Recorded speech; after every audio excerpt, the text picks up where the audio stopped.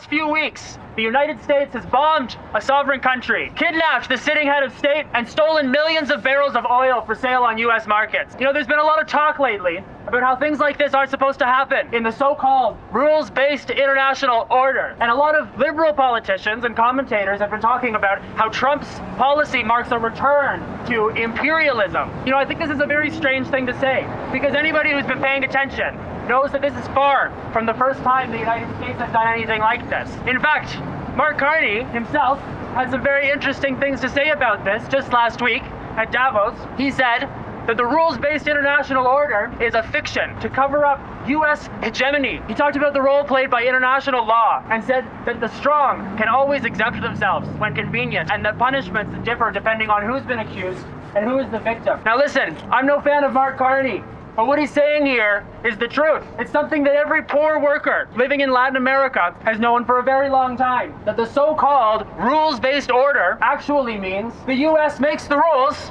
and everybody else follows them. This whole system of international law was from the beginning set up to cover up the interests of Western imperialism. Think about it. When has an international body like the United Nations ever stopped military intervention by the U.S. or its allies? Never. What about in Korea, or Vietnam, or Iraq, or Afghanistan? In each of these cases, the United Nations either directly authorized the intervention or was powerless to stop it. Or what about Palestine? Don't forget the fact that the International Criminal Court, more than a year ago, issued an arrest warrant for Netanyahu, and this did nothing to stop the criminal genocide in Gaza. You know, there's an old saying in the labor movement that the law is like a spider's web. The poor get caught in it and the rich tear it up. These laws don't exist to stop exploitation.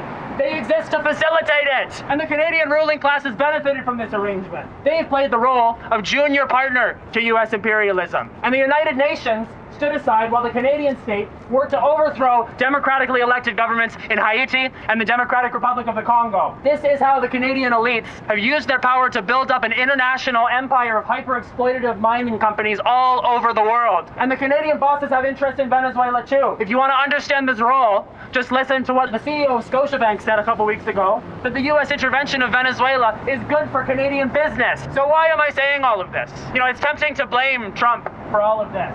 But this situation wasn't created by one man. Trump may have his own very interesting and very unusual way of doing it, but he's still carrying out the interests of U.S. imperialism. And the Canadian political elite carry out the interests of Canadian imperialism. And these so-called neutral bodies, like the United Nations, like the International Criminal Court, are nothing more than a fig leaf to cover up the naked exploitation of these governments. So it's not this or that politician, but it's the whole system that's to blame. And this system has a name. It's called capitalism.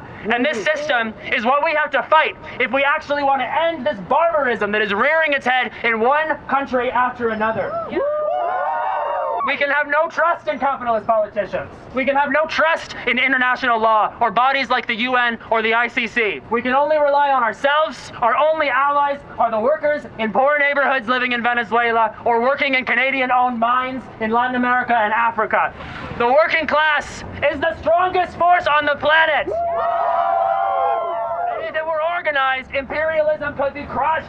But it must be organized. Without organization, the working class is just raw material for exploitation. So that's our task.